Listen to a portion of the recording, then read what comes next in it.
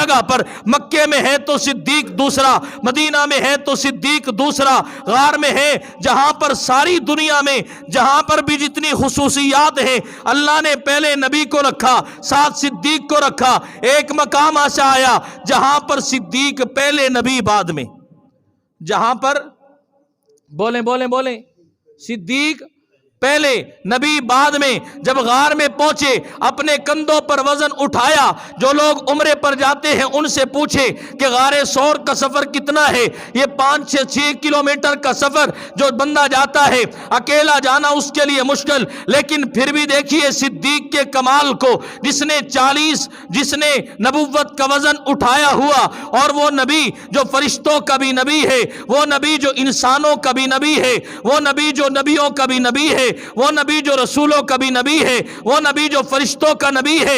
یہ صدیق کو کمال حاصل ہے، اپنے کندھے پر نبوت کے وزن کو لاد کر یہ 8 کلومیٹر کی پہاڑی طے کرنے والا اگر کوئی ہے تو ابو بکر صدیق ہے۔ یہ مقام اللہ نے ابو بکر صدیق کو دیا۔ تو میرے دوستو، اور صدیق کا تقوی کتنا ہے؟ تم صدیق کے ایمان کی بات کرتے ہو، جس کے تقوی کی گواہی اللہ کا قرآن دے، جس کے تقوی کی گواہی رب کا قرآن دے، اس صدیق کے کیا کہنے ہیں؟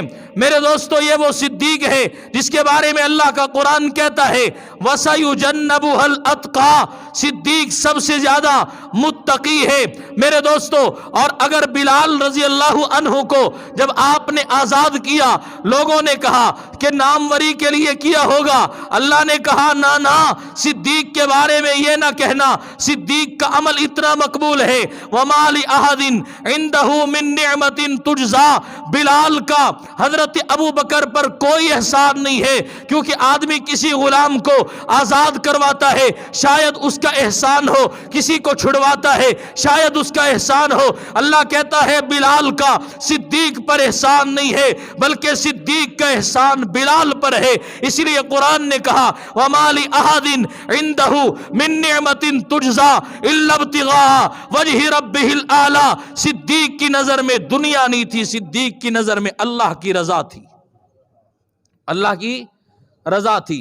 تو صدیق اکبر رضی اللہ تعالی عنہ خوف خدا اتنا صدیق اکبر میں کہ ایک مرتبہ تنکے کو اٹھایا اپنے ہاتھ میں، اور تنکے کو الٹتے ہیں پلٹتے ہیں، اور پھر کہتے ہیں ہائے کاش میں تنکا بن جاتا، میرے سے حساب و کتاب نہ ہوتا۔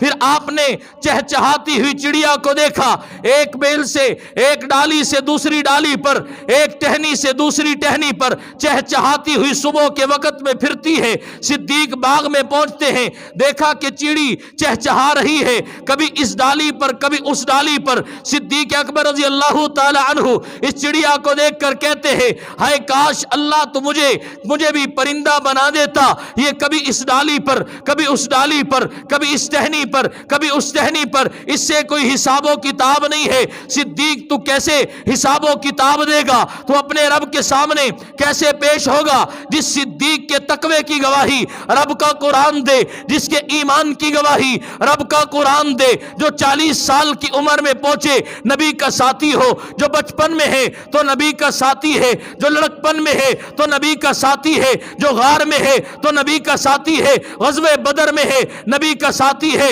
احد میں ہے نبی کا ساتھی ہے، تبوک میں ہے نبی کا ساتھی ہے، خیبر میں ہے نبی کا ساتھی ہے۔ جو نبی کے ساتھ رہے اور پھر بھی وفادار نہیں، تو پھر آج کا رافضی کیسے وفادار ہو سکتا ہے؟ اگر صدیق الحمدللہ رب العالمین۔